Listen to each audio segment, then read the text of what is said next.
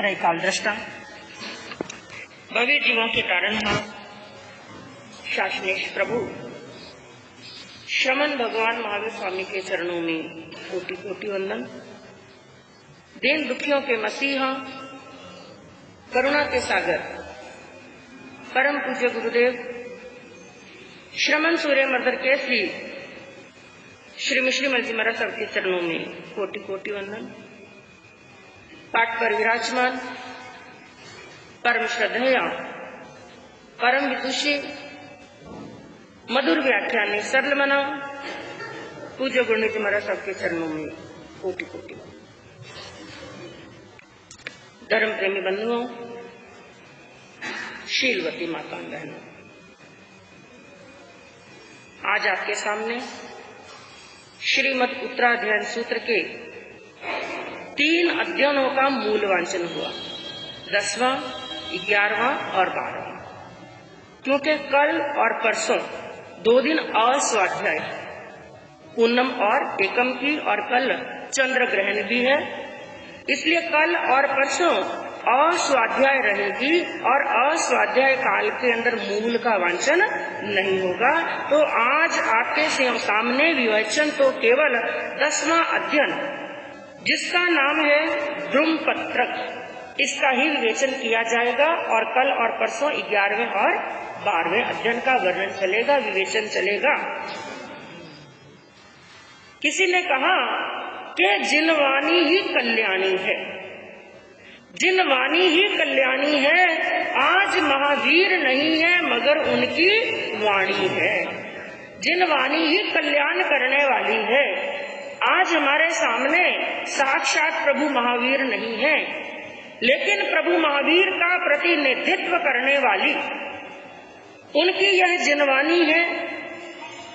भवी जीवों को कल्याण का मार्ग प्रशस्त करने वाली यह मूलवाणी है, और जिसका विशेष करके आपके सामने वांचन चल रहा है श्रीमद उत्तराध्ययन सूत्र, जिनका 32 आगमों के अंदर 4 मूल सूत्रों के अंदर नाम आता है, और 4 मूल सूत्रों के अंदर भी सबसे ज्यादा विशेषता यदि किसी की बताई गई है तो वो है उत्तराध्ययन सूत्र की, क्योंकि 32 आगमों को 4 अनुयोगों के अंदर बांटा गया। एक बार पहले भी वर्णन चला था। 4 अनुयोगों के अंदर कथानुयोग, गणितानुयोग, द्रव्यानुयोग, चरण करणानुयोग। और उत्तराध्ययन सूत्र की क्या विशेषता है कि चारों के चारों अनुयोग इस उत्तराध्ययन सूत्र के अंदर समा जाते हैं, आ जाते हैं। तो बंधुओं, यह जिनवाणी एक प्रकाश स्तंभ के समान है, एक दीपक के समान है, जो अंधेरे के अंदर प्रतिभवी प्राणी का प्रकाश उसके सामने करती है और अंधकार को दूर करती है। तो ऐसी जिनवाणी है। और आज का जो अध्ययन 10वें अध्ययन का हमने जो वांचन किया, 10वें अध्ययन का नाम बताया गया है द्रुमपत्रक। क्या अर्थ होता है द्रुमपत्रक का? इसके अंदर 2 शब्द मिले हुए हैं, 2 शब्दों को मिलकर के ये शब्द बनाया गया है, द्रुम प्लस पत्रक। द्रुम कहते हैं वृक्ष को और पत्रक कहते हैं पत्ते। एक वृक्ष का पत्ता, कहते हैं वृक्ष का पत्ता पीला होने के बाद में पत्ता खिल जाता है, लेकिन यह जरूरी नहीं है कि पत्ता पीला होने के बाद में ही खिले। हवा का कई बार जोरदार झोंका आता है तो हरा पत्ता भी गिर जाता है। तो यह किसका संकेत है कि यह जरूरी नहीं है कि मनुष्य की आयुष्य की डोरी पीला होने के बाद में, अर्थात वृद्ध अवस्था आने के बाद में ही आयुष्य की डोरी टूटे। जैसे एक वृक्ष का पत्ता जोर से हवा का झोंका आया, उस हवा के झोंके से हरा हरा चमकदार पत्ता भी टूट सकता है। इसी प्रकार मनुष्य के जीवन की डोरी बचपन के अंदर भी टूट सकती है, जवानी के अंदर भी टूट सकती है, यहाँ तक के माँ की गर्भ के अंदर भी टूट सकती है। उसके जीवन का कोई भरोसा नहीं है। इसलिए इस अध्ययन के अंदर एक बार नहीं, बार बार प्रभु ने सावधान किया। और एक लाइन यदि आपने ध्यान से पढ़ी हो, एक लाइन बार बार आई, 1-2 बार नहीं, पूरे 36 बार आई। कितने बार? और वो कौन सा सेंटेंस है? समयम गोयम मापम्माय। हे गौतम, एक समय मात्र का भी प्रमाद मत करो। और बंधुओं, ये जो कहा गया समयम गोयम मापम्माय, गौतम स्वामी को संबोधन करके कहा। संबोधन किसका दिया गया है? गौतम स्वामी का। लेकिन हमें ये ध्यान रखना है, ये संबोधन गौतम स्वामी को है, लेकिन उद्बोधन हम सबको, हम सबके लिए ये उद्बोधन है, सबके लिए ये शिक्षा है। और सबसे पहले मैं आपको बताना चाहती हूँ, इस अध्ययन को कहने का प्रभु का कारण यानी लक्ष्य क्या था, क्या कारण था, कौन सी ऐसी परिस्थिति हुई, उसके अंदर कारण बताया गया। इंद्रभूति गौतम, प्रभु के प्रथम शिष्य इंद्रभूति गौतम की खिन्नता, मन के अंदर क्या आ गई? खिन्नता। कई बार जीवन के अंदर ऐसे कारण बनते हैं कि मन क्या हो जाता है, बड़े बड़े साधकों का भी मन किसी न किसी कारण से खिन्न हो जाता है। लेकिन गुरु का कर्तव्य क्या होता है? उस खिन्नता का समाधान करना। तो गौतम स्वामी के मन के अंदर खिन्नता हुई और प्रभु ने इस अध्ययन के माध्यम से गौतम स्वामी की खिन्नता को क्या किया? दूर किया। तो ऐसी कौन सी परिस्थितियां बनी कि जिस कारण से वो 14 पुरोधारी, 4 ज्ञान के धनी और कई सारी लब्धियों और सिद्धियों के धारणहार भी तेजोलेशिया को धारण करने वाले गौतम स्वामी का मन भी खिन्न हो गया। एक बार का प्रसंग हुआ कि एक बार गौतम स्वामी पृष्ठ चंपा के अंदर पहुंचे, यानी पृष्ठ चंपा नगरी के अंदर पहुंचे। वहां के राजा थे शाल। राजा शाल को वाणी सुनी उन्होंने और राजा शाल को वैराग्य आ गया। वैराग्य आया, दीक्षा लेने की भावना जगी। विचार किया, अपने बेटे के कंधों पर राज का भार डाल दूं और दीक्षा ले लूं। लेकिन एक बात मन के अंदर और आई। उन्होंने सुन रखा था और अनुभव भी कर रखा था कई बातों का कि राजेश्वरी सो नरकेश्वरी, जो ये राजपाट है ना, जब इस राजपाट के अंदर आत्मा लुप्त हो जाती है तो ये राजेश्वरी, ये राजपाट आत्मा को नरक के अंदर भी ले जाता है। तो मैं अपने बेटे को ऐसे नरक के अंदर क्यों धकेलूं? इसलिए मेरे लिए यही उचित होगा कि मेरे बेटे को भी मैं ये बात कहूँ, वैराग्य की बात कहूँ और उसको भी अपने साथ में आत्म कल्याण के मार्ग पर ले चलूं। उनके बेटे का नाम था महाशाल। तो शाल ने भी दीक्षा ले ली, महाशाल ने भी दीक्षा ले ली। बाप बेटों ने दोनों ने दीक्षा ली। लेकिन दीक्षा लेने से पहले फिर शाल के मन में विचार आया, तो फिर आखिर ये भार किसके ऊपर डालूं, ये राज्य किसको दूं? फिर उनकी नजर पड़ी अपने भाणेज के ऊपर, जिनका नाम था गांगली। अपने भाणेज जो राज्य करने योग्य था, उसकी इच्छा को जाना और राजा शाल ने अपने राज्य का भार गांगली के ऊपर, अपने भाणजे के ऊपर डाल दिया और दीक्षा ले ली। थोड़ा समय निकला और कुछ ऐसी परिस्थितियां बनी कि जो गांगली राजा बना था, भाणेज जो राजा बना था, उसको भी वैराग आ गया। और उस गांगली के जो माता पिता थे, माता का नाम था यशस्वती और पिता का नाम था पिठर, उन दोनों को भी वैराग आ गया। तो टोटल कितने जने हो गए? 5 जने। राजा शाल, शाल का पुत्र महाशाल और गांगली, गांगली के माता और पिता। अब पांचों के पांचों दीक्षित हो गए। दीक्षा होने के बाद में गौतम स्वामी उनको पांचों को लेकर के भगवान के समोशरण तक, भगवान की शरण में जा रहे थे और स्थान स्थान के ऊपर गौतम स्वामी उन्हें उपदेश दे रहे थे। और उन्होंने ऐसी श्रद्धा भाव के साथ में उन गौतम स्वामी की वाणी सुनी, उनका उपदेश सुना और भगवान के पास नहीं पहुंचे इसके पहले पांचों को केवल ज्ञान हो गया। ये बात गौतम स्वामी को पता चली कि अभी तक तो भगवान की शरण में नहीं पहुंचे, तो पांचों को क्या हो गया? केवल ज्ञान। एक तो घटना हुई है और एक घटना एक बार आपको पहले भी बताई गई, जब गौतम स्वामी भगवान की आज्ञा लेकर के अष्टापद के ऊपर गए। अष्टापद पर कोई कार्य होगा, भगवान की आज्ञा ली और अष्टापद पर गए। अब अष्टापद बहुत ऊंचाई पर, उस पर्वत के शिखर पर जाना है और उस पर्वत के शिखर पर गौतम स्वामी चढ़ रहे हैं। लेकिन साहित्य के अंदर कई स्थान पर यह पढ़ने को आया, इतने ऊंचे पहाड़ की चढ़ाई कर रहे थे लेकिन पैदल चल करके नहीं कर रहे, बल्कि सूर्य की किरणों के माध्यम से चढ़ रहे थे। कई लब्धियों के धारण मारते, पांव से चल करके नहीं चढ़ रहे थे, सूर्य की किरणों के माध्यम से, सूर्य की किरणों के प्रकाश के साथ साथ में अष्टापद के ऊपर चढ़ रहे थे। और अष्टापद के अंदर चढ़ाई में जगह जगह पर कई तापस जो कई वर्षों से साधना कर रहे थे, कई उल्टे लटक करके कर रहे थे, कोई शीर्ष आसन लगा करके कर रहे थे, कोई कई वर्षों से वज्रासन में बैठे थे, कोई कई वर्षों से पद्मासन के अंदर, तरह तरह के आसनों के अंदर बहुत सारे तापस वहां पर साधना कर रहे थे। और उनके अंदर 3 बड़े उनके गुरु थे, जिनके अंदर बताया गया कौंडिन्य, दूसरा बताया दत्त और तीसरा बताया वैशाल। उन सभी तापसों के ये 3 गुरु थे। उन्होंने देखा, अरे ये कैसा सन्यासी है, हम भी सन्यासी हैं और इससे भी सन्यासी है, इनके पास में ऐसी कैसी लब्धि है जो ये सूर्य की किरणों के माध्यम से अष्टापद पर चढ़ रहे हैं। विचार किया, ऊपर जा रहे हैं तो नीचे भी आएंगे, इनको ऊपर जाने दो, जब अपना कार्य पूर्ण करके ये नीचे आएंगे तो हम इनसे ये विधि पूछेंगे कि कौन सी साधना की है, कौन सी लब्धि इनके पास में है। तो वो तीनों गौतम स्वामी के वापिस आने का इंतजार करने लगे।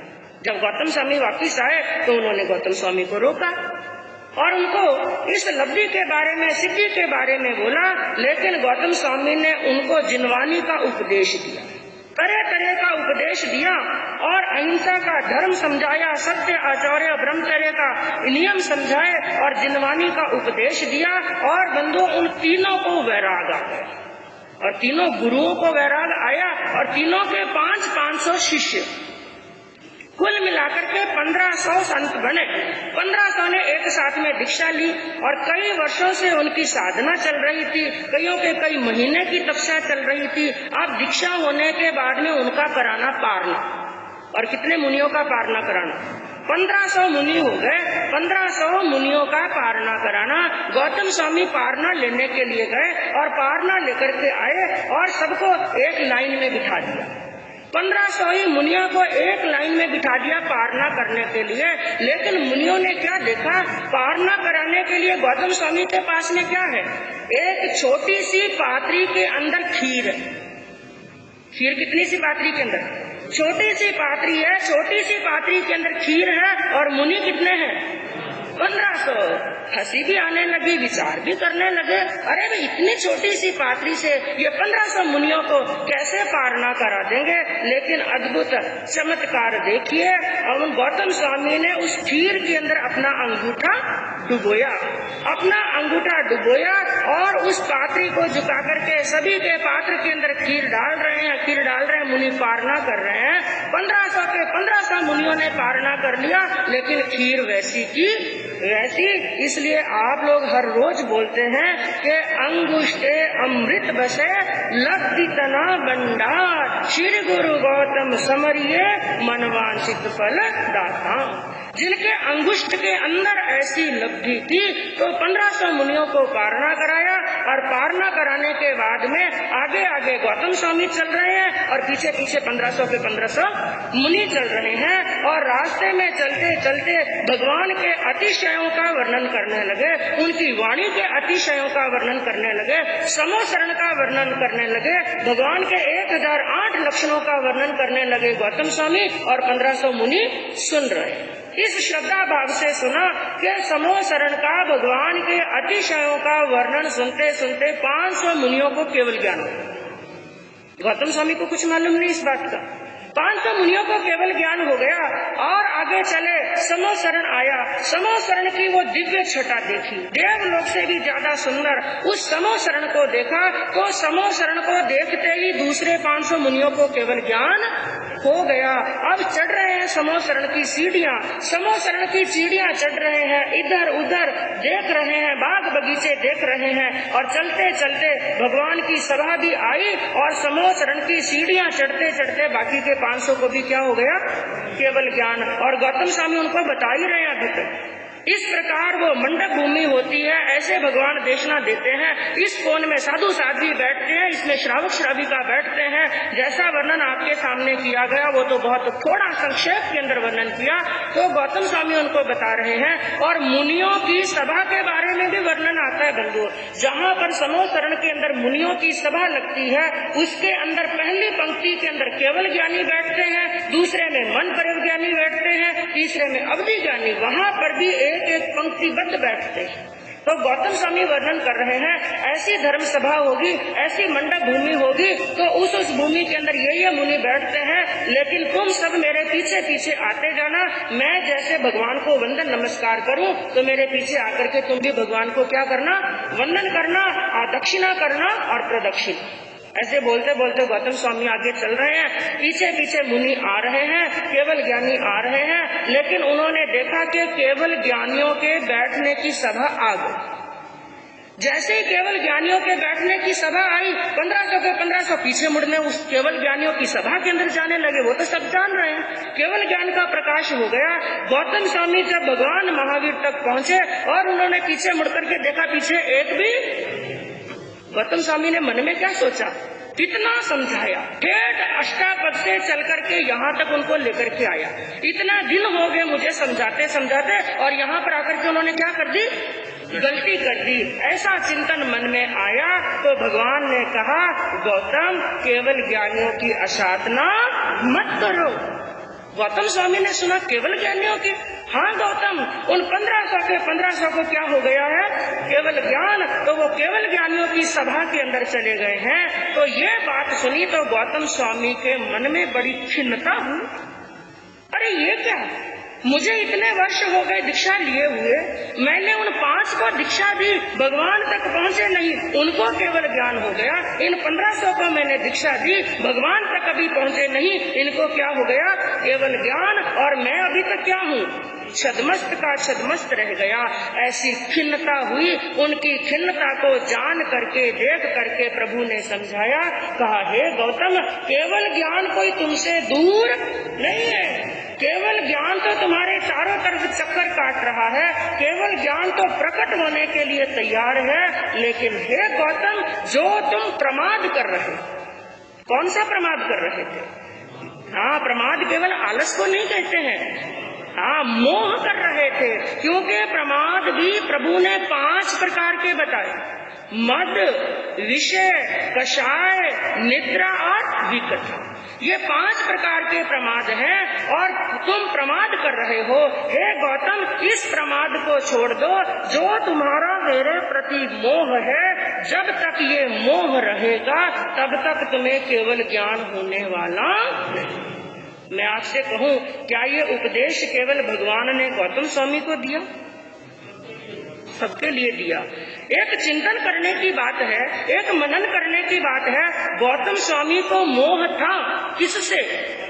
केवल भगवान से, अपने गुरु से, तीर्थंकर प्रभु से मोह था। और आज आप और हम अपनी स्थिति देखें, हमें कितने जनों से मोह है और कितनी चीजों से मोह है। उसका कहीं आर है या पार है? कोई आर पार नहीं है। तो जब इतने से प्रमाद के कारण से, इतने से मोह के कारण से गौतम स्वामी को केवल ज्ञान नहीं हो सका, जब तक उन्होंने भगवान के प्रति मोह नहीं छोड़ा, तो एक चिंतन हमें अपने ऊपर करना है कि हमारा मोह कैसे कम होगा और हमारे अंदर ज्ञान का प्रकाश कैसे होगा। तो इस अध्ययन के अंदर प्रभु ने यही शिक्षा दी है, समयम गोयम माँ पमाए, एक क्षण मात्र का भी प्रमाद मत करो। और बंधुओं, जो 14 गुण स्थान आते हैं, उनके अंदर जो 7वां गुण स्थान आता है, अप्रमत्त संयति गुण स्थान, साधु के लिए, वहाँ पर एक जोरदार, इतनी बड़ी विशेष बात, उस बात को सुनकर के साधु को, एक संत को, पंच महाव्रतधारी को मन के अंदर चिंतन करना चाहिए। प्रभु ने प्रमाद के बारे में उस गुण स्थान के अंदर क्या बात कही, क्या विशेषता कही, जिसने 5 महाव्रत अंगीकार कर लिए हैं, जो मोक्ष का राही है, ऐसे संत को प्रमाद नहीं करना। और कितनी देर का, समय मात्र का तो कहा, लेकिन एक उदाहरण दिया कि जैसे भोजन करने के बाद में हम हाथ धोते हैं, चालू करते हैं, हाथ धोते हैं, और हाथ धोने के बाद में हमारी हाथ की लकीरों में क्या रह जाता है? पानी। तो भगवान ने क्या फरमाया, उन हाथ की लकीरों का पानी नहीं सूखे इतने समय के लिए भी एक साधु को प्रमाद नहीं करना है। ऐसी बातों के सामने यदि हम अपने जीवन को देखते हैं तो बंधु ये सोचना चाहिए, हमने तो मोक्ष के मार्ग की मंजिल पर कदम भी शुरुआत नहीं की है। और इस अध्ययन के अंदर बंधुओं गौतम स्वामी को संबोधन करते हुए प्रभु ने तरह तरह से समझाया, हे गौतम, इसी प्रमाद के कारण से, इन मद विषय कषाय निद्रा और विकथा, इन प्रमाद के कारण से आत्मा को एक बार नहीं अनंत बार 6 काय की योनियों के अंदर भटकना पड़ता है। यदि एक बार जीव आत्मा वनस्पति के अंदर चला जाए, निगोद के अंदर चला जाए, साधारण वनस्पति काय के अंदर चला जाए, तो साधारण वनस्पति काय के अंदर जाने के बाद में अनंत काल वहाँ पर व्यतीत हो जाते हैं। कितनी बार ये अनंत काय के अंदर गया है, साधारण वनस्पति काय के अंदर गया, कितनी बार हमारा जीव एक इंद्री, बेंद्री, तेंद्री और चौरेंद्री के अंदर घूमा है। हे गौतम, अब तो किनारा निकट आ गया है। किनारा क्या आ गया? निकट आ गया है। इसलिए इस समय तुम प्रमाद मत करो। और मनुष्य का जीवन तो बड़ा क्षण भंगुर है, उस वृक्ष के पत्ते के समान है, ना जाने तुम्हारे आयुष की डोरी कब टूट जाएगी। इसलिए अब इस प्रमाद को छोड़ दो। और संसार के प्राणियों को उपदेश देते हुए क्या कहा? 4 लाइनों के माध्यम से कहा कि जो तरल ओस के जल बिंदु गिर कुशा अंक पे आते। एक उदाहरण दिया प्रभु ने, कहा जो तरल ओस के जल बिंदु गिर कुशा अंक में आते हैं, वे कुशा गोद में पड़े हुए मोती सी शोभा पाते। जो तरल ओस के जल बिंदु गिर कुशा अंक में आते हैं, वे कुशा गोद में पड़े हुए मोती सी शोभा पाते हैं। पर चढ़े ज्यों ही दिनकर नभ पर, पाते जो वहीं ढल जाते हैं। इस भांति जग के सब प्राणी मर मर कर मरघट जाते हैं। इसलिए पाप से दूर रहो और मरण काल को याद करो। इसलिए पाप से दूर रहो और मरण काल को याद करो। तुम सत्य धर्म के पालन में हे गौतम मत परमाद करो। कितनी बड़ी पुण्यवानी, तुम्हारी आत्मा ने पुरुषार्थ किया, एक इंद्री से निकलकर बेंद्री में आए, बेंद्री से निकलकर तेंद्री में आए, तेंद्री से चौरेंद्री और पंचेंद्री में आए, और पंचेंद्री के अंदर भी कहाँ आ गए? मनुष्य बन गए, श्रेष्ठ कुल मिल गया, 5 इंद्रियां निरोग मिल गई, वीतराग का धर्म मिल गया। लेकिन हे गौतम प्रमाद मत करो, क्योंकि मनुष्य का जीवन कैसा है? जो तरल ओस के जल बिंदु, ओस पड़ती है सुबह सुबह का समय, सर्दी के अंदर आपने देखा होगा कि जैसे ओस पड़ी और ओस पड़ती है और पत्ते पर, फूल पर गिरती है तो कैसा लगता है कि मोती है। वे कुशा गोद में पड़े हुए मोती सी शोभा पाते हैं। ऐसे चमकते हैं वो ओस के बिंदु मोती की तरह, लेकिन उनकी चमक कितनी देर की। पर चढ़े ज्यों ही दिनकर नभ पर, पाते जो वहीं ढल जाते हैं। जैसे ही सूर्य का प्रकाश पड़ा, सूर्य की चमक पड़ी, वो ताप लगा, ताप लगते ही सब कुछ समाप्त हो जाता है। उस भांति जग के सब प्राणी मर मर कर मरघट जाते हैं। जैसे क्षण भर के अंदर वो बूंद समाप्त हो जाती है, इसी प्रकार संसार के प्राणी भी मर मर करके कहाँ जा रहे हैं? मरघट, जिसका कोई पार नहीं है। इसलिए हे गौतम, तुम पाप से दूर रहो, हमेशा याद रखो किसको? मरण काल को, मरने को, मृत्यु को याद रखो। मैं कभी भी यहाँ से जा सकता हूँ, इसलिए सावधान। क्या रहो? सावधान। पुराने जमाने के अंदर आपने छोटे गांव के अंदर देखा होगा, हमने तो जरूर देखा, जब छोटे छोटे थे छतों पर सोते। आजकल तो छत पर सोने का रिवाज नहीं, छत पर सोते और बाहर गांव में पहरा देता चौकीदार। सुना आपने? हाथ के अंदर लकड़ी होती और एक हाथ के अंदर बिसल सीटी होती, और जब रात्रि की 12 एक बजती जोरदार सीटी बजाता और जोरदार लकड़ी पटकता और बार बार क्या कहता? सावधान, जागते रहो, जागते रहो। प्रभु ने यही उपदेश दिया, सावधान हो जाओ, जाग जाओ, क्योंकि इस दुर्लभ जीवन को पाकर जो पापी पाप कमाते, इस दुर्लभ जीवन को पाकर जो पापी का पाप कमाते हैं, वे अधोगति में जाकर के फिर रो रो कर दुख पाते हैं। हे गौतम, तुम तो ज्ञानी हो, अब कर्म मैल को दूर करो। हे गौतम, तुम तो ज्ञानी हो, अब कर्म मैल को दूर करो। हे गौतम, अपने जीवन को तप संयम से भरपूर करो। तुम कल कल करके जीवन की शुभ घड़ियां मत बर्बाद करो। तुम सत्य धर्म के पालन में हे गौतम मत परमाद करो।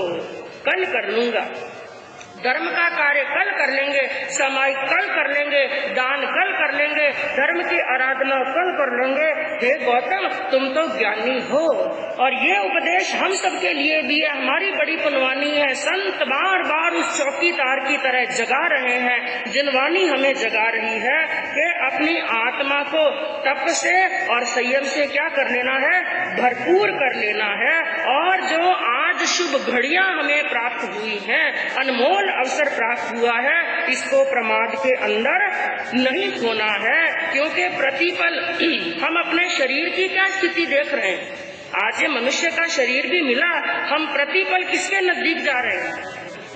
मौत के नजदीक जा रहे हैं, बुढ़ापे के नजदीक जा रहे हैं। जिसका उपदेश क्या दिया? हे गौतम, तेरे केशों का कालापन घटता जाता, हे गौतम, तेरे केशों का कालापन उड़ता जाता है। बल नयनों का, बल कानों का हर एक पल घटता जाता है। हे गौतम, तेरी कलिका सा हर दांत उखड़ता जाता है।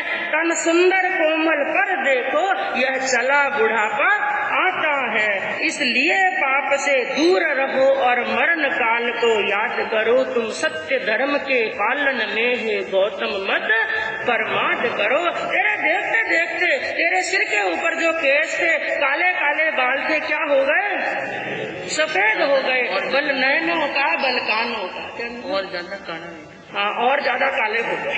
गुरनी भैया फरमा रही है, बात सत्य है।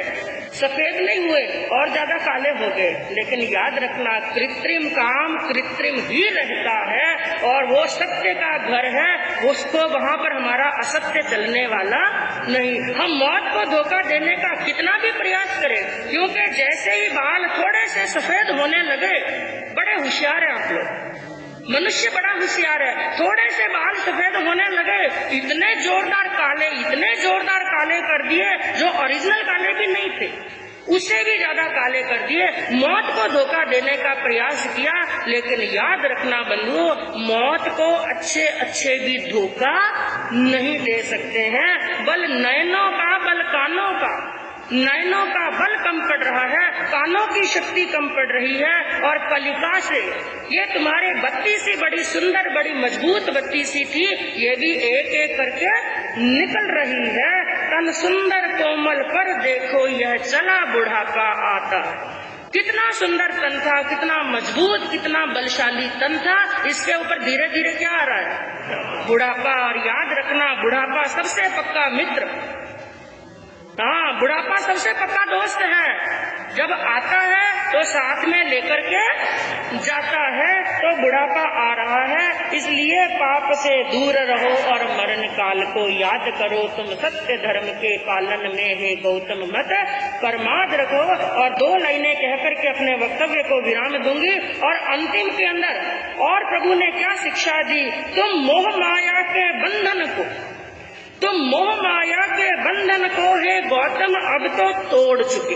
गौतम स्वामी को कहा, है गौतम, तुमने मोह के, माया के सब बंधनों को क्या कर दिया है? तोड़ दिया है। तुम मोह माया के बंधन को हे गौतम अब तो तोड़ चुके। तुम भोग भरी विष दुनिया के हे गौतम मन को मन से छोड़ चुके। जो भोगों से, विषयों से भरी हुई दुनिया है, इसको भी तुमने क्या कर दिया?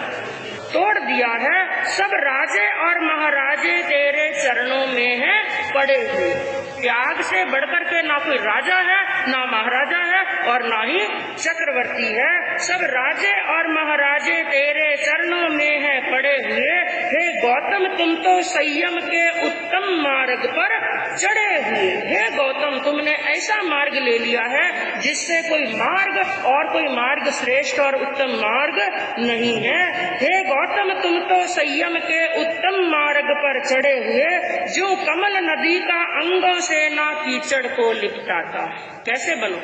कमल जैसे कि एक बार कीचड़ में उत्पन्न होता है कमल, लेकिन जैसे ही वृद्धि को पाता है उस कीचड़ का त्याग कर देता है। जो कमल नदी का अंगों से ना कीचड़ को लिपटाता है, इस तरह बनो तुम निर्मोही। यह राग बड़ा दुखदाता है। अब निकट किनारा आया है, ना भोगों को अब याद करो। तुम सत्य धर्म के पालन में हे गौतम मत परमाद करो। तो बंधुओं, ये शिक्षा इस अध्ययन के अंदर दी है कि हमने तैर करके समुद्र के अंदर, संसार रूपी समुद्र को पार कर लिया है और किनारे पर आकर के हमें प्रमाद नहीं करना है। और राग और मोह रूपी प्रमाद को बंधुओं